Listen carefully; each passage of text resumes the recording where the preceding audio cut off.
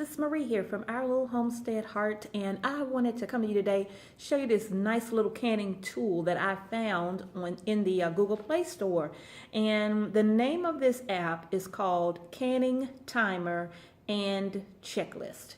And I thought this was a neat little app to add to your canning guides and books. Don't rely on this 100%. You always want to have your canning books, your canning guides for your recipes to make sure that it kind of, it's there to make sure you're doing your recipes right, especially if you're going to be storing food long term. You want to make sure that it's going to last, okay? But I thought this was a nice little tool to show you. So I'm going to bring you along and show you what I'm going to do. I have already installed this on my phone, so I'm going to go ahead and open it up and show you what that looks like. Okay, I'm opening up the canning timer and checklist, and as you can see, it has its little notification here, and what it does is lets you know that the app uses alarm sounds to alert you when a timer is complete. So you have to make sure you turn the alerts up on your phone or your device to make sure that you hear the alert once your timer goes off, okay?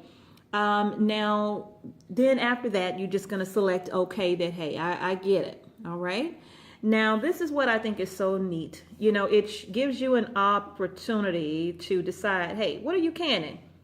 You're either going to can vegetables, fruit, meat, seafood. And for those who didn't know, yep, you can can seafood. All right, now what I'm going to do, just for the sake of time, I am going to choose the option of fruit. It says, what would you like to can? Well, I would like to can fruit. Well, choose the food that you want to can. Apples, applesauce, apricots, Asian pears, berries, cherries, figs, fruit juice, not melon, Asian pear, or mango. Fruit puree, nectarine, peaches, pears, plums, rhubarbs, tomatoes, etc., etc. So what I'm going to do, I'm going to go ahead and choose peaches. Now, look at what it asks you next. Which jar size are you going to be using? So, of course, I'm going to select, I'm going to choose pint size. Okay, and then what kind of pack, hot or raw pack? I'll select raw pack for the peaches. Not making like a peach pie filling, so I'm just gonna say raw peaches. And then how are you canning? Water bath. Now, you probably can't see, but right underneath water bath, it says pressure canning is not included for peaches. So this is going to be water bath canning because typically your fruits are water bath. So I'm going to select water bath. What is your elevation? You're going to choose your elevation. How many feet are you above sea level? And if you don't know what that is, then you're going to want to check your area. Check your extension office or Google it, or try to find out what your elevation is if you're new to canning and you're not sure.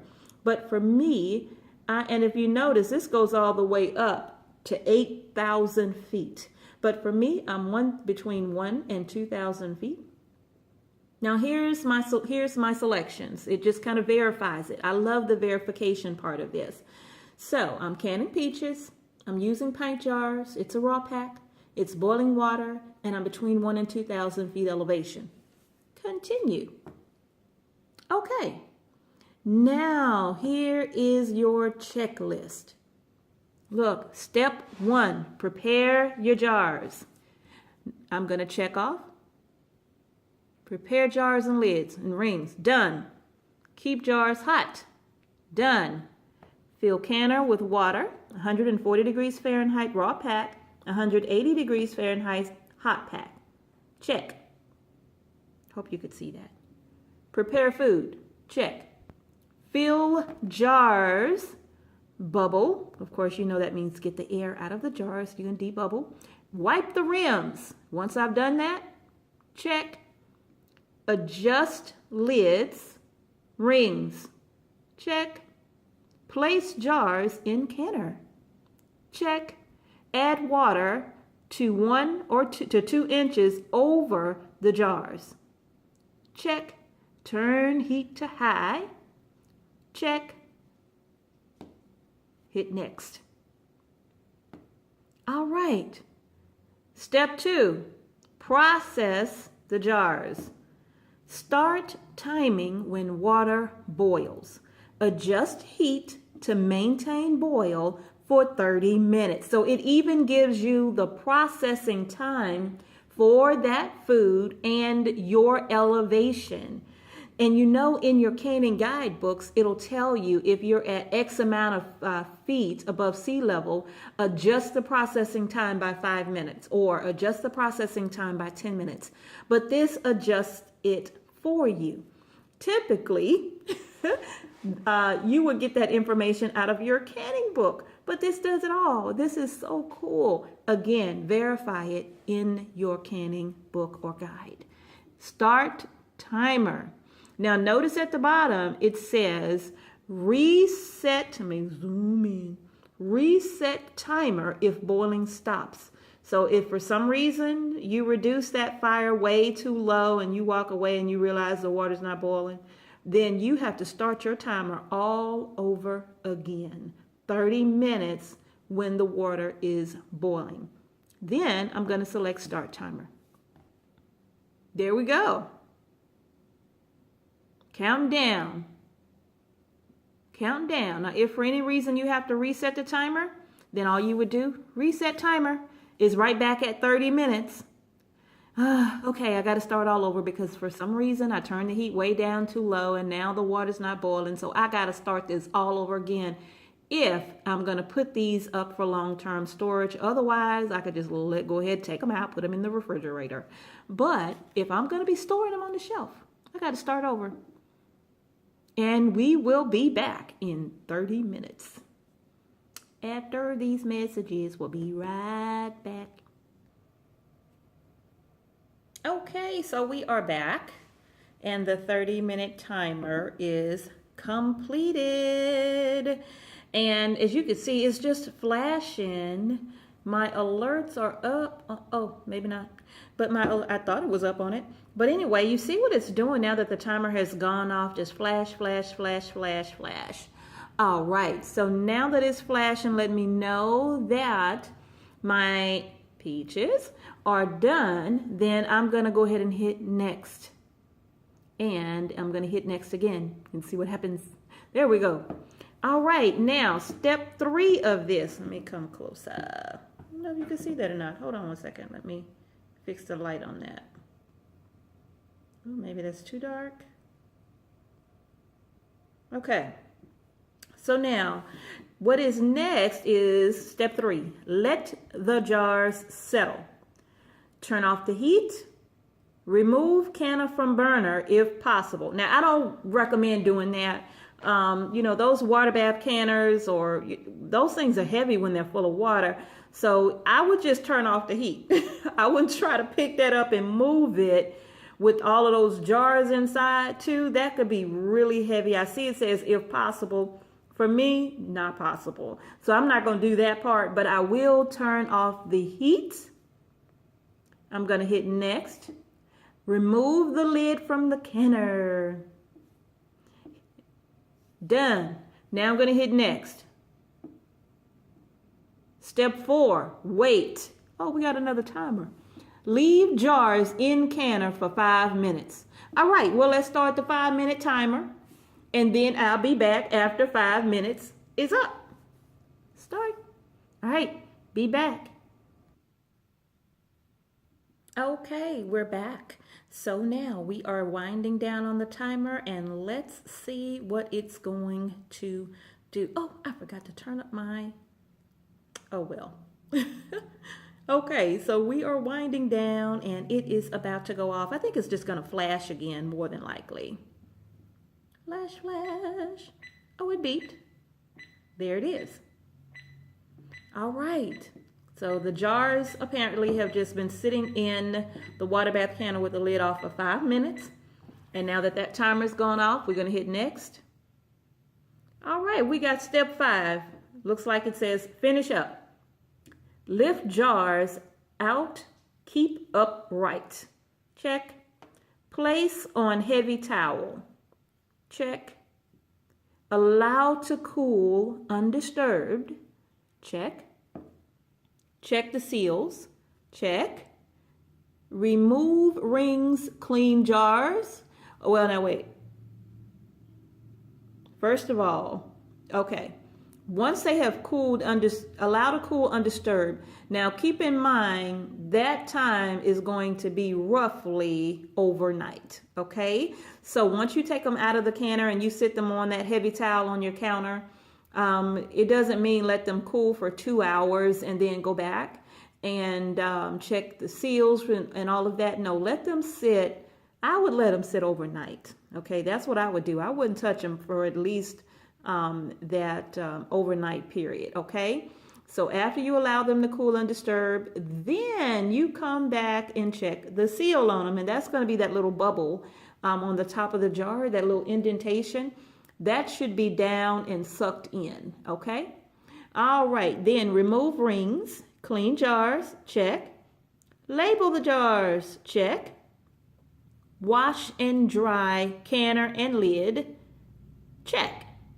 So that means that all of those steps are done. I'm going to hit next. All done. Look at that. Love it. Love it, love it, love it, love it, love it, love it. I think this is a nice little app. And then it has at the bottom, start canning another. So if I hit that, I'm pretty sure it's probably going to take me back to the main screen. It says, congratulations, you are done. Store your canned items in a cool, dark place. Start another canner. Oh, and it takes me right back to the primary screen. And it gives me the option to choose vegetable. Look at that. Asparagus, beans, dried or rehydrated, beets, carrots, chili peppers, corn, mushrooms, potatoes. What else? Pumpkin, winter squash, cubed, spinach, and other greens. So I like this app. I mean, it's really, really nice. You know, if I click on asparagus and select pint or quart, it's going to be a hot pack. And then because it's pressure canning, this is pressure canning vegetables. Let me go back and show you. Oops. So now when you're canning vegetables, meat and seafood, these are items that are all going to be pressure canned, okay? So you wouldn't use your water bath canner with that, and it's going to tell you that. So if I select a vegetable, asparagus, this time I'm going to choose quart. It's going to be a hot pack. Raw pack is not included for asparagus, so it has to be hot pack. How are you canning? Either you have a dial gauge or a weighted gauge. Some pressure canners have a dial gauge, and that just shows you where the pressure is on the dial, but it doesn't have the weight on it. And then others have the weighted gauge that has the dial included, okay? So let's just say dial gauge. My elevation, 1 to 2,000 feet. Check your selections. All right, continue. I'm going to go back through all of the same steps that I did before. I'm just going to select all of these, hit next. Wait. And step 2 would be exhaust canner, meaning get all of the air out. So you're going to have that. Let me back up. Oh, it's not going to let me go back. Okay, so gosh, hold on. I'm going to go back. Okay, so I'm back to that screen where I have selected the asparagus, and this is step 1 in preparing the jars. And there are some differences. Now, of course, you're going to prepare the jars, lids, and rings. And then you're going to have the difference is in your pressure canner, you don't fill the canner up to cover the tops of your jars. And it tells you that here. It says 2 to 3 inches of water in canner, 3 to 4 inches if fish. 140 degrees raw pack, 180 degrees Fahrenheit hot pack. Of course, prepare your food, fill jars, bubble, wipe rim, adjust lids and ring, place jars in canner. Because it's a pressure canner, it says fasten lid securely on canner, turn, heat, to high. And this is going to bring the pressure up in the canner. And then it's going to tell you, step 2, exhaust the canner. Wait for a steady stream of steam. Let steam flow for 10 minutes, starting the timer. And that way, that's going to force all of the air out of the canner and allow pressure to build. So that's what this basically is saying, okay? So I'll update you here in just a sec. Okay, so this has vented now for 10 minutes. Next. Now, place weight or close the petcock. The weight has been placed on top of the canner now, on that little, you know, the little pipe thingy that sticks up. It's been placed on. Let the pressure build to 15 pounds of pressure. Next, adjust the heat. Keep pressure stable at 15 psi for 40 minutes. Okay, then we start the timer, and then it's probably going to end the same way. But no, I take that back. It's not going to end the same way with the pressure canner versus the water bath canner, because as you remember, with the water bath canner, all you had to do was turn off the heat, remove the lid, and let the jar sit in the water bath canner. But it is going to be different with the pressure canner. So I'll show you that here in just a sec. Not there.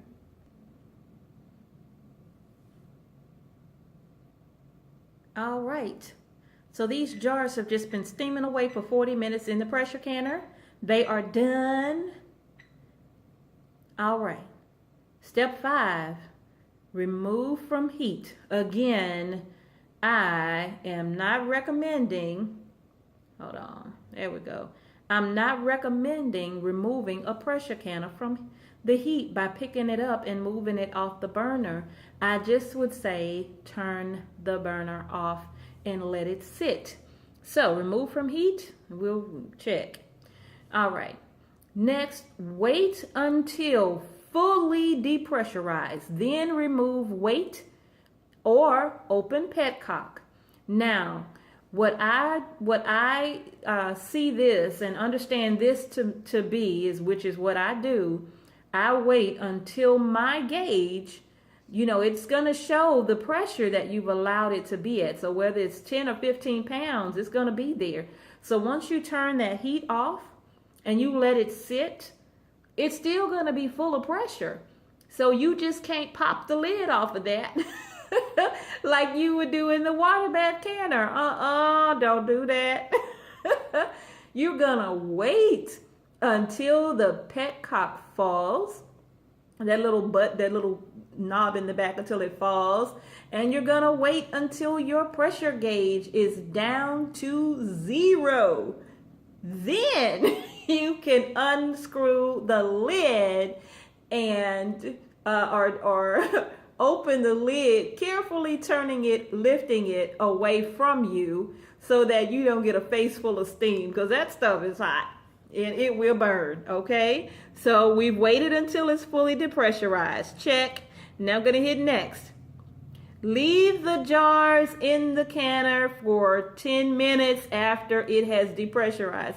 See, this is a process. So this step 6 is wait. So we are waiting. You wait. I too am waiting, and I'll be back in 9 minutes and 50 seconds. Okay, so the jars in the canner have now sat for 10 minutes at step 6, and we're going to hit next. Step 7, finish up.